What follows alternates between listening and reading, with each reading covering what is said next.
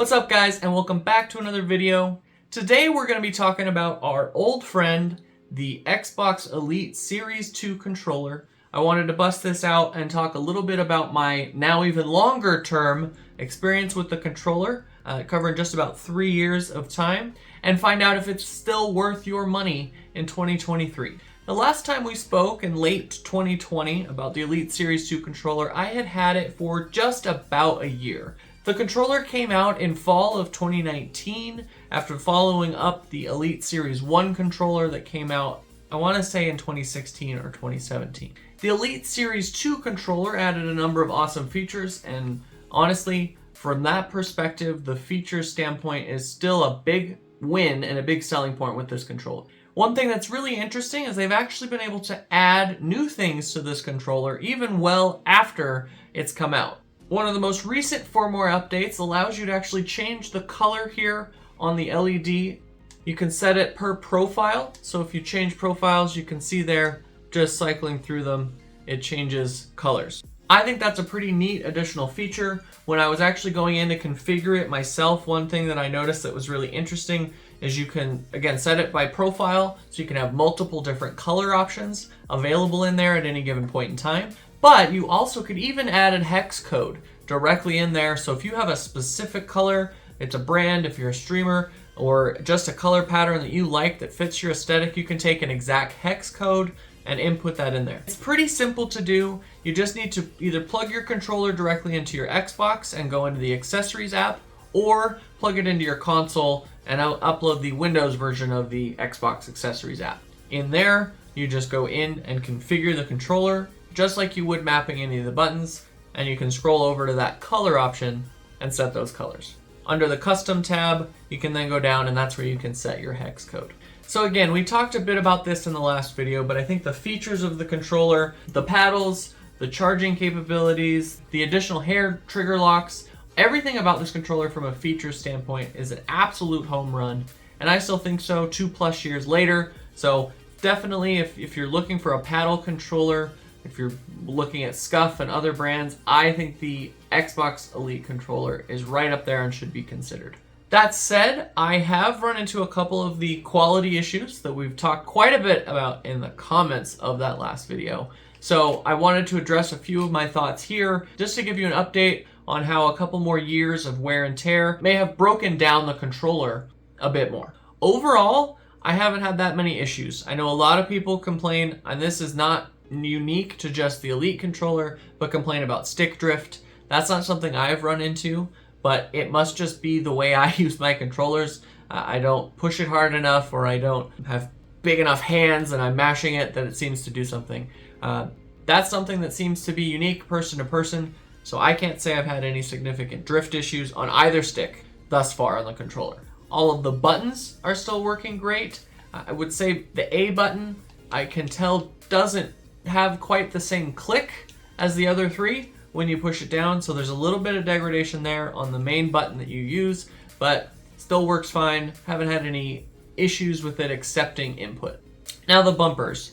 If you recall, in my last video I talked a bit about the Elite Series 1 controller. The bumpers is where I ran into an issue on that controller, and that same problem has started to creep up here. What's interesting is that the controller is completely revamped from the Series 1 to the Series 2. So the way that the bumpers work is entirely different, and it still broke. So hopefully Microsoft is thinking of going back to the drawing board, but I'm not sure that they are, and I'll tell you a couple reasons why in just a minute. These bumpers actually use a soldered button directly on the motherboard that is being pushed by the bumper. While the repair of the Elite Series 1 controller was a lot more simple, you just had to replace the plastic piece that runs between the two bumpers. This one is quite a bit more advanced. You have to get your soldering iron out, you have to take the whole controller apart, and ultimately dig in and take off and resolder a very small piece of component, and I just don't feel comfortable doing that. My right bumper is where the problem has crept up.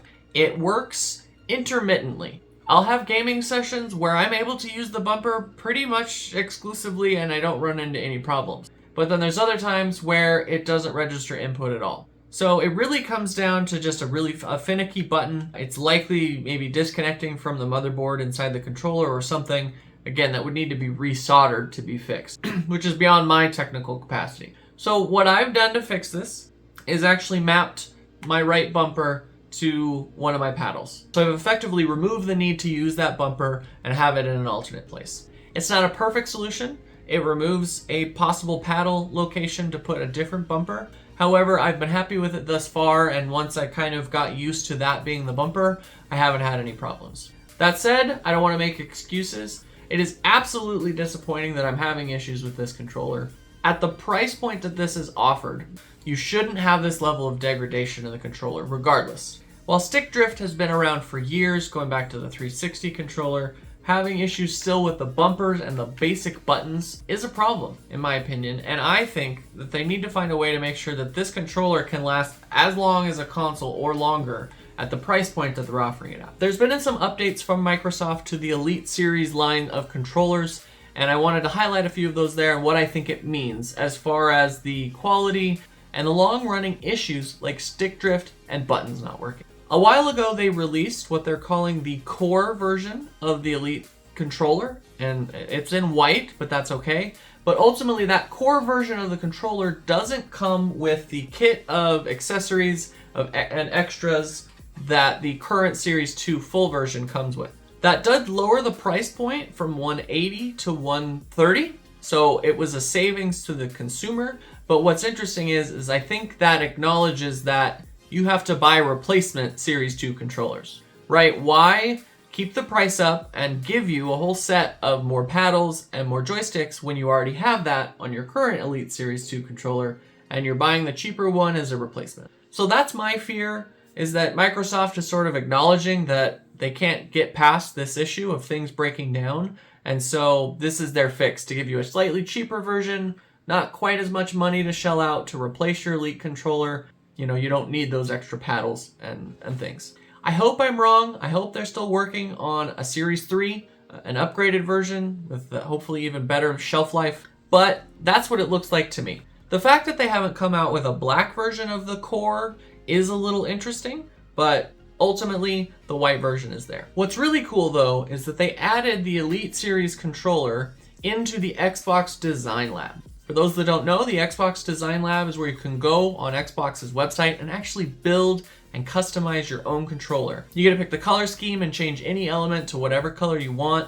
You can now select the Elite controller as an option for that. From the very beginning, I've been saying that I wish I could use Design Lab to build myself an Elite Series controller. I wish it had come out sooner because at the current juncture, I don't feel like I need a new Series 2 controller.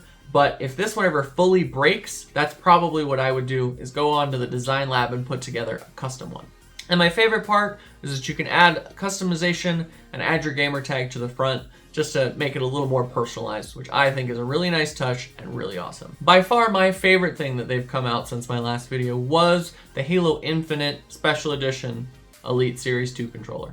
The thing looked absolutely gorgeous. I loved the orange on green scheme. Unfortunately, they sold out so quickly on Microsoft Store and everywhere else that I wasn't able to get a hold of one. It looks awesome, and honestly, I could build a close replication on the Design Lab and put my gamer tag on it, so that's a pretty cool kind of second prize. So ultimately, the Elite Series 2 controller. Since my last video in 2020, there's been some pretty cool updates to the space, the addition of the controller to Design Lab, the cheaper core version in white that's available, and the ability to change the color on the front of your LCD are all really nice additions and upgrades to the space. However, some of the same concerns still exist. There still is stick drift, there still is button degradation, and honestly, I hear some of the same complaints with PS5 controllers, so it's hard to say that anyone's really cracked the code. At the end of the day, you're mashing these buttons, you're playing it for hours, it could just be things wear down, things break, and that's kind of the way life is. To summarize, in 2023, do I think the Elite Series 2 controller is worth your money? Absolutely. I would still argue that if you're looking for a paddle controller, the Elite Series 2 is the one I would recommend you go with. While I am disappointed that I've had some slight button issues and some degradation, specifically in my right bumper, at the end of the day, it took 3 years for that to happen of near daily use. Now, in the last 6 months to a year, I've been playing more PC games, so my usage has dropped off a bit. But when I'm not playing PC games with my friends, I do fill a lot of time playing games like MLB The Show, NBA 2K, Madden, The Witcher that I own on my Xbox already. And with Xbox Game Pass, there's plenty of reason for me to still pick up my controller and use it, and I do, at least on a weekly basis. I'm disappointed I was able to find a workaround, but at the end of the day, I still think the features and the overall quality of the build outweigh the potential of something breaking down the line, and anything you buy, like your phone or even your car, will break down in the future. It's just the same for the Elite Series 2 controller. Well, that's it. That's my quick update. That's my thoughts. Again, I think there's some awesome changes that have happened in the space, and if you're looking to build a personalized controller, maybe even as a gift, I think the Design Lab is an awesome way to go to give somebody that personalized controller. Well, that's it for today's video. A few updates, my current thoughts on the Elite Series 2 controller. I hope it was helpful in you guys making purchasing decisions out there. As always, I hope you guys have a good one, and I'll catch you in the next video.